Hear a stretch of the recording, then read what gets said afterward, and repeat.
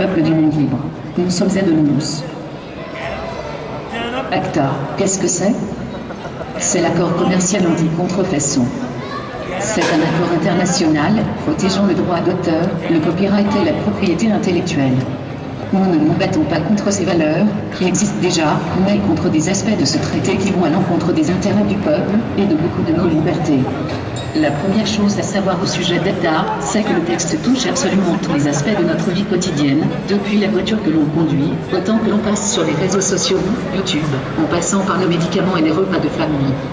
Tout ce qui est concerné, de près ou de loin, par les brevets et les copyrights, la musique que l'on écoute, les semences et les produits qui les traitent, les avancées scientifiques dans la recherche médicale ou technologique, ACTA est partout.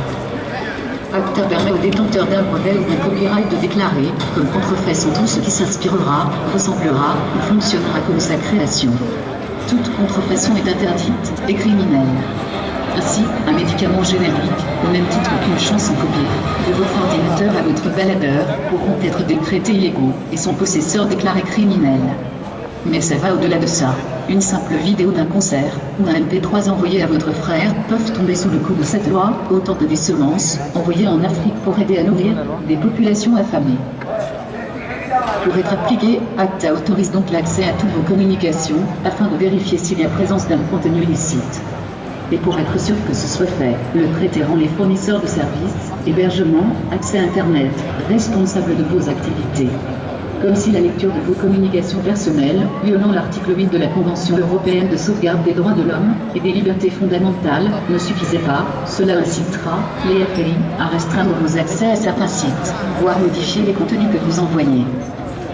C'est une atteinte grave aux libertés d'information, d'expression, et à la neutralité même de l'Internet. Les procédures légales pourront en outre être contournées, supprimant même la présomption d'innocence avec une transmission d'informations personnelles aux détenteurs des droits sur simple suspicion de fraude. Enfin, il faut savoir que ce traité est travaillé depuis 2007. Plus de 4 années de négociations, avant d'aboutir à un texte touchant à la vie quotidienne des milliards d'individus, contenus dans le plus grand secret, réunissant gouvernements et grandes entreprises. Les multinationales dictent leurs envies à nos gouvernements et établissent leurs lois en fonction de ces envies plutôt que pour défendre les intérêts du peuple. Si nous pouvons en parler aujourd'hui, c'est grâce à Wikileaks qui a relayé une fuite en 2010. Malgré ça, très peu de médias en parlent à leur public, pourtant premiers concernés. Ce traité nous concerne tous.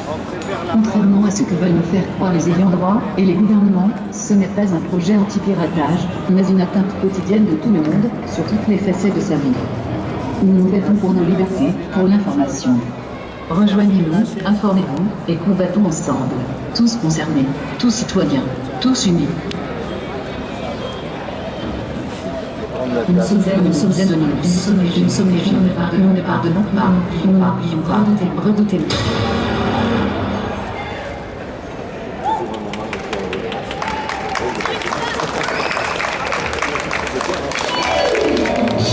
Nous sommes anonymes, nous sommes légion, nous ne pardonnons pas, nous n'oublions pas, redoutez-nous.